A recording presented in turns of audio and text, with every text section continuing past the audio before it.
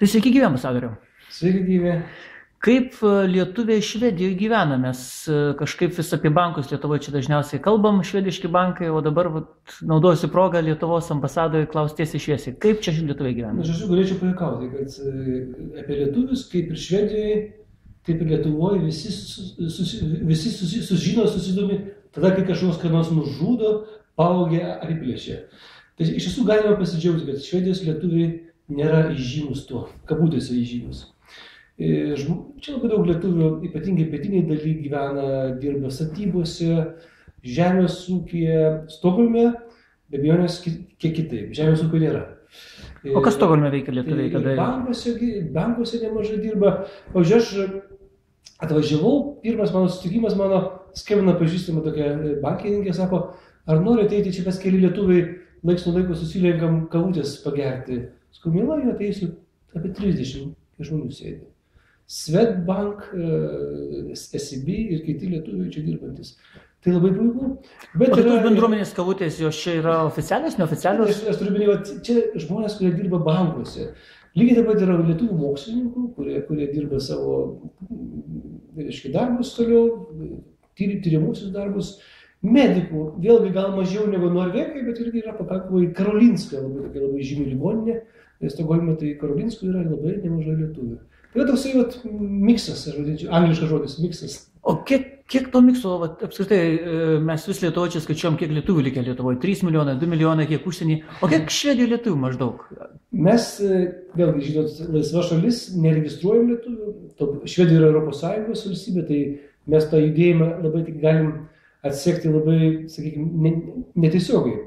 Pagal lietuvių, kurie kreipiasi pakeisti dokumentų skaičius, pagal gimimų skaičių, tai pagal tokią bendrą metodiką išskaičiavome apie tarp 7–10 tūkstančių lietuvių gyvenančių Švedijoje. O bendruomenės lietuvių, tradiciškai jos čia kaip ir veikia? Formalios, kas yra bendruomenė? Bendruomenė tai formaliai yra tie, kurie užsiregistravo į tam tikrą, ar Švedijos lietuvių draugiją ar dar kažką. Tai tokių labai mažai. Ir man senbuviai pasakoja, ir manau, čia teisingai ne tik Švedijoje, bet ir visur išeivijoje, kad kai buvo pirmasis ambasadorius, tai čia buvę gyvenę Stokholme 100 lietuvių, būrdavosi pas jį kas mėnesį, kalbėdavo apie Lietuvą, kaip ta Lietuva, kas ten dabar toje Lietuvoje vyksta. Dabar, reikia suprasti, dabar keltai, lėktuvai, o ir internetas, televizija yra viskas pasiekiama. Žmogui dabar burtis tik dėl to, kad jisai nori sužinoti apie Lietuvą, jau nereikia. Jisai įeina į internetą ir sužino daugiau už mane. Aš, pavyzdžiui, būnu, kad iš susitikimo grįžtu, man skambina lietuviai, žinot, kas ten Lietuvoje. Kas ten buvo. Jie greičiau sužino, kadangi klauso radijas, televizija. Iš tiesų, formalių draugijos narių nėra daug, bet nes nėra poreikio. Europos Sąjungos valstybė, žmonės gali laisvai dirbti, gauna pilną socialinį išlaikymą, kaip Europos Sąjungos šalis. Tai ir gerai. Bet bendrauti vis tiek reikia, visi žmonės mėgsta bendrauti. Bendrauti reikia. Dėl to kai aš pradėjau, man pasirodė labai perspektyvus, aš nežinau kaip čia vadinti biurokratiškai, sektorinis bendravimas. Nežinau, tas žodis ar tinka sektorinis. Iš tiesų, žmonės, kurie dirba versle, jie daugiau turi ką pakalbėti tarpusavy. Ir netikėtai pradėjo taip neformaliai burtis lietuvių dirbančių versle būrelis. Labai mielai palaikau su jie ryšį ir pats inicijuoju susitikimus. Matau studentų būrelį, kuris irgi pradėjo burtis. O kur jūs randat, ambasadoriau, tos studentus būreliais tokius? Žiūrėkite, premjeras Kubilius skaitė paskaitą ekonomikos mokykloje ir man praėjant pro šalį, stovi 15 dailių jaunuolių, vyrukų ir merginų, man už rankos capt ir sako, ambasadoriau, mes čia lietuviai, atėjom paklausyti Lietuvos premjerą. Taip ir suradom. Aišku, nesada gal reikia premjerą vežtis į Lietuvą, į Švediją, kad suvesti lietuvius, bet labai gerai. Atvažiavo vėlgi Seimo pirmininkė Degutienė į Stokholmą, labai gerai, pati panoro ir susitiks su lietuviais. Tai pas ne rezidencijai susitikom su lietuviais. Kai kuriuos mačiau pirmą kartą. Iš kur sužinojau? Kaip jūs atėt? Kviečiau labai įvairiom formom. Mes turim Pavyzdžiui, per Facebooką nekviečiat? Be abejonės yra ir tokia priemonė. Tai, tas kvietimo forma, kaip tos lietuvius sušaukti, tai jie labai įvairiai. Viena, kad mes turime tokią elektroninio pašto platinimo sistemą, senovinę, kurie dar prieš kelis metus čia įkūrė vietiniai lietuviai, vieni su kitus arba apie kultūrius renginius sužino. Yra ambasados internetinis puslapis, portalas vadintas, aiškiai, angliškai. Bet man gyvenant čia nejutom pasijuto, kad modernios socialinių tinklų priemonės yra žymiai efektyvesnės. Manau, kad jeigu jūs... O kaip jūs tą pajutot, kad, na... Žiūrėkit, pajutimas yra paprastas. Atsiverskite Jungtinių tautų ir Europos Sąjungos statistinius žinynus. Švedija iš tiesų yra pirmaujanti šalis. Švedijos užsienio reikalų ministras Karlas Bildtas į dieną išleidžia apie 10 Twitterio žinučių. Tuo pačiu jisai veda savo blogą, kuriame kasdieną pats rašo po 2-3 kokybiškai gražius analitinius straipsnius. Ta daro premjeras, ta daro dauguma ministrų. Tai yra šalis, Švedija, kurioje iš tiesų socialiniai tinklai pasiekia naują kokybę. Tai man matomai buvo visai nesunku sumastyti, kabutėse, kad ir lietuvius galima susirasti būtent tą formą. Ką aš pradėjau daryti? Pradėjau eksperimentiškai. Nėra jokio užsienio reikalų ministerijos įsakymo ieškoti lietuvių. Įėjau į kelis Facebook'o portalus, kuriuose... Grupės turbūt. Grupės lietuviai Švedijai. Po to nuvedė mane prie kito portalo Švedijos lietuviai, Stokholmo lietuviai. Ir aš tada nenorau sausio pradžioje ėmiau ir kūriau ambasados, Lietuvos Respublikos ambasados Švedijoje grupę, prie kurios šiuo metu yra prisijungę apie 300 žmonių, o su jų draugų ratu aš matau, kad ten yra priskaičiuojama apie 65 000. Tai reiškia, kad ambasados pasiekiamumas yra tokio lygio. Žinutė ambasados pasiųsta gali pasiekti potencialiai tiek žmonių. Taip noriu, kad ne tik tai prisijungti. Bet ambasadoriau, ar pats rašot, nes Lietuvoje kartais mes matom, jog valdžios įstaigos daro, kaip, pranešimus spaudai deda ten. Tos tokius tipinius formalius bendravimo būdus, kurie iš tikrųjų realiai irgi neveikia socialiniuose tinkluose. Taip, aišku, be abejonės mano kaip ambasadoriaus ir statusas, ir ambasados statusas neleidžia kvailiuoti socialiniuose tinkluose ir dėti visokius juokus. Na, bet neformaliai parašyti. Tam yra asmeniniai portalai, asmeniniai tinklai, kur galima tai daryti. Bet aš iš tiesų matau labai svarbią socialinių tinklų rolę. Kad ne tik parodyti pranešimai spaudais tą, vadinkim, biurokratinę ambasados pusę. Šiandien po pietų buvau nuėjęs į tikrai modernų Silikono slėnio lygio mokslinį centrą Stokholmo šiaurėje, Šystą. Tikrai puikus dalykas ir aš jau pradėjau mąstyti, kaip suvesti jį su Lietuvos analogiškais moksliniais centrais mąstysiu. Bet kaip pirmą įspūdį prieš rašant ataskaitas, o tas Šysto centro būstinė yra 20 aukšte, nuo kurio matosi puikiai didžiulė Stokholmo panorama. Padariau nuotraukėlį su mobiliu telefonu ir ją įdėjau į ambasados tą Facebook'o puslapį. Parašiau trumpą komentarą. Ir jau matau, keli skaitytojai prisijungė, jie toliau seka, ką ambasadorius veikia. Tai aš matau labai svarbią socialinių tinklų funkciją, kaip sakau, ne tik tai rodyti tą biurokratinę pusę, bet ir pašmaikštauti, įdėti kažkokį tai mano gyvenimo, netgi asmeninio gyvenimo tam tikrą reiškia, nuorodą. Sekmadienį Švedijos pietuose Malmėje žaidė lietuvišką kabutėse. Tai yra švedų komanda, kurioje visi lietuviai, Höganäs Basket. Ir aš labai mielai įdėjau nuorodą į to puslapį, kuriame buvo nuotraukos kitų žaidėjų. Ir aš vėlgi matau, kad yra didžiulis susidomėjimas. Ar tai yra Lietuvos politika? Manau, kad taip ir ne. Tai nėra oficialioji politika, išreikšta per oficialius pranešimus, bet tai yra mūsų gyvenimo dalis. Mums reikia suprasti, kad gyvenimas yra ne tik tai oficialioji pusė. Gyvenimas tai yra žmonės, bendravimas, tai yra ryšiai, tai yra ir dėl to man Facebookas padeda tuos ryšius išlaikyti žmogiškus. Tai yra nubiurokratinti tuos ryšius. Kad žmonės matytų, kad Lietuvos ambasadorius šį sekmadienį, vadinkim taip, nepatingėjo, atsikėlė ryte, pasiėmė sausainių ir nuėjo į Atvelykio šventę į Stokholmo Saulės mokyklėlę. Tai vėlgi, ar čia kažkoks pasaulinės reikšmės įvykis? Aišku, ne. Bet aš skaitytojams arba prisijungusiems parodžiau, kad yra tokia mokyklėlė, dar kartą priminiau, tai gera paskata lietuviams, kurie dar neatvedė savo vaikų į tą sekmadienį mokyklėlę nuvesti ir jie jau matomai gali susimastyti.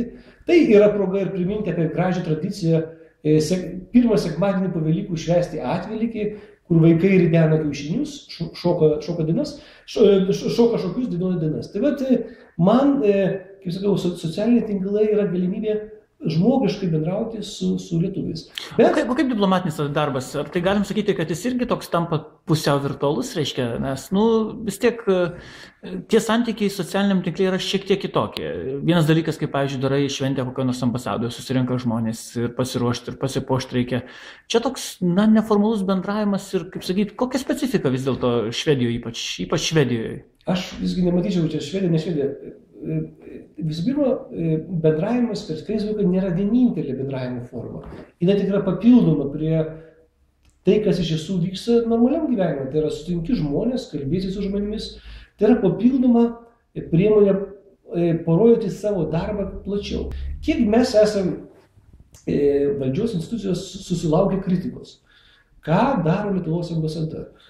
Veltėdžiai ambasadoriai yra išlaikomi mokesčių mokėtojus, ką ten daro Lietuvos atstovai diplomatiniai. Taip, socialiniai tinklai neišgelbės tiem, kas nesusimąsto, bet tai yra priemonė parodyti, kad aš tikrai kaip ambasadorius nesėdžiu. Aš važiuoju, susitinku su verslo įmonėmis, važiuoju, susitinku su uostų ir vežėjų kompanijomis, nes tai yra galimybė parodyti. Bet vėlgi, kuo yra svarbus socialinis tinklas Facebookas? Yra grįžtamasis ryšys. Aš per dieną galiu susitikti su ribotų žmonių kiekiu. Per metus tas kiekis didesnis. Socialiniai tinklai duoda galimybę nuolatos bendrauti. Aš nueinu į Raulio Valenbergo paminėjimų vakarą. Tai yra tikrai viena iš iškiliausių švedų asmenybių. Valenbergų šeimos palikuonis, Antro pasaulinio karo metais Budapešte buvęs tuometinis švedų konsulas, jisai neformaliais skaičiavimas yra išgelbėjęs 100 000 žydų, kuriem išdavė pasus, švediškus pasus, kad jie galėtų pabėgti iš tuometinės Vengrijos. Dalyvauju tam jo minėjimo vakare, įdedu vakare į Facebooką ir skaitytojas rašo, o ką Lietuvos ambasadorius veikia Valenbergo vakare, ką jis neturi ką veikti. Taip, tokio žmogaus aš nepakeisiu, kuris taip mąsto, bet aš paaiškinau, kad Lietuvos ambasadorius yra ne tik tai verslo atstovas ar kultūros atstovas, Lietuvos ambasadorius ir turi suprasti ir tokius skaudų dalykai kaip holokaustą. Ir tai yra ir ambasadorius rolė sudalyvauti svarbiame vakare. Tai aš nebijau. Tegul mane kritikuoja, tegul rašo, komentuoja ir tokių beje būna. Kodėl ambasadorius ko jūs važinėjate? Arba jūs ambasadorių norite ten, puiku, rašykite, aš atviras. Tai oficialiai tai būtų gal sunku gauti laiškus ambasadai, gal nieks ir nerašytų iš lietuvių.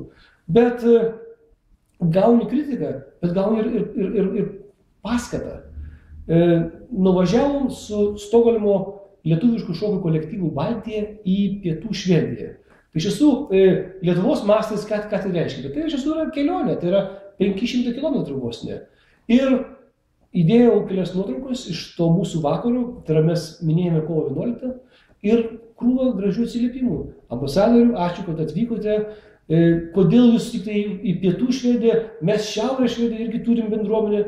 Taip, tai man yra paskata dirbti. Man yra kaip penas dirbti toliau. Tai aš gal nesu visiškas vergas socialinių tinklų ir tikrai nepraleidžiu didžios dalies savo gyvenimo, bet aš matau kaip tikrai puikiai priemonę bendrauti ir aš stengsiu tą ateityje išnaudoti. O dabar toks keistas, bet lietuviškas klausimas. Na, mes sakom, kad lietuviai yra lietuvis dažnai Lietuvoje. Ir ypač socialinius tinklus lietuviai, pakankamai kritiškai dažniausiai nusiteikia ir valdžios klausimais ir visais kitais. Iš jūsų kalbos irgi susidariau įspūdį, kad dalis žmonių, toks ne vien patenkinti būna, sakykime, paprastai. Ar vis dėlto galima sakyti, kad kitokie šiek tiek yra lietuviai, kurie išvažiuoja ir čia gyvena, kitaip elgesi internete, negu, tarkim, lietuviai Lietuvoje gyvenantys? Dėl iš tiesų lietuvių veiklos internete man būtų sunku daryti gilius apibendrinimus.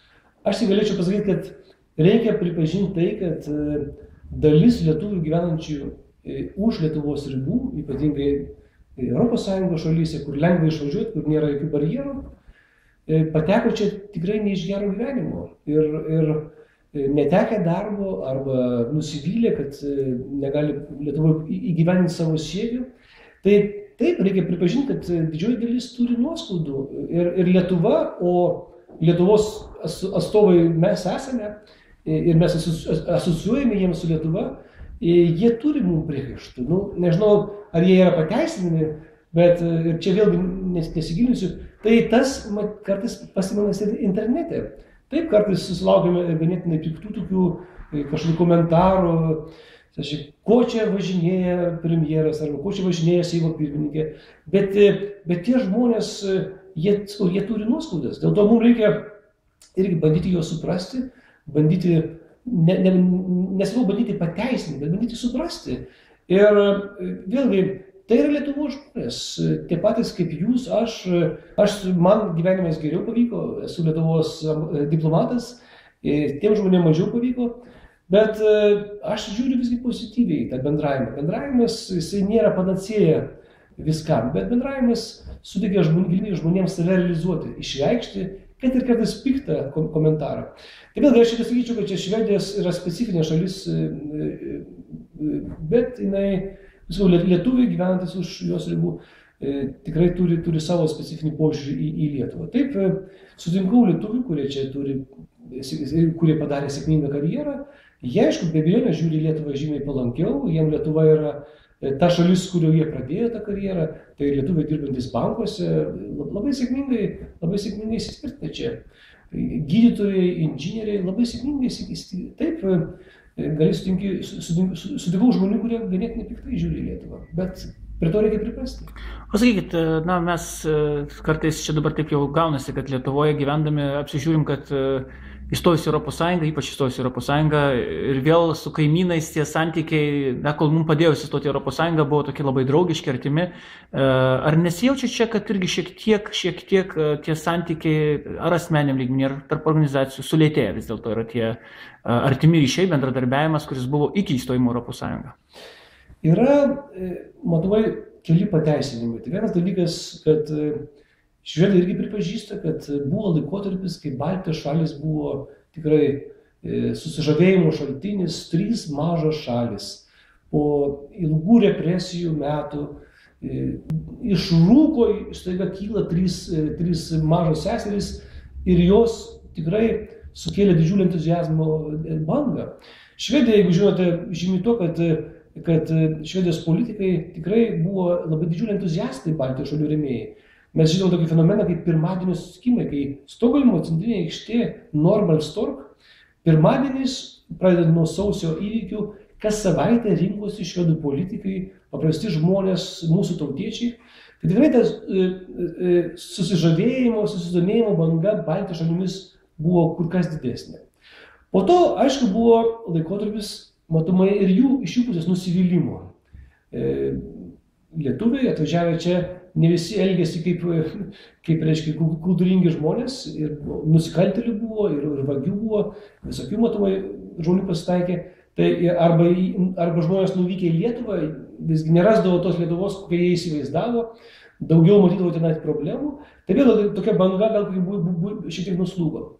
Kitas dalykas, aišku, kuris man ganėtinai atrodo pakankamai neigiamas dalykas, tai kad Anksčiau buvo pakankamai tas finansavimas bendravimui, miestų bendravimui, tarp įvairių organizacijų. Ir čia daugumoje mokėjo švedai. O mes iš savo pusės dabar nenorim to tęsti. Aš manau, kad ta mūsų politika, kurią deklaruoja Lietuvos prezidentė, vyriausybė, stiprinti Šiaurės Baltijos bendradarbiavimą, tikrai yra puikus dalykas ir aš tikrai asmeniškai be galo tai remiu. Bet tai iš tiesų tai turi būti papildyta ir žmogiškųjų bendravimu. Vien tik tai premjerų ar prezidentų ar ministrų ar diplomatų susitikimų neužtenka.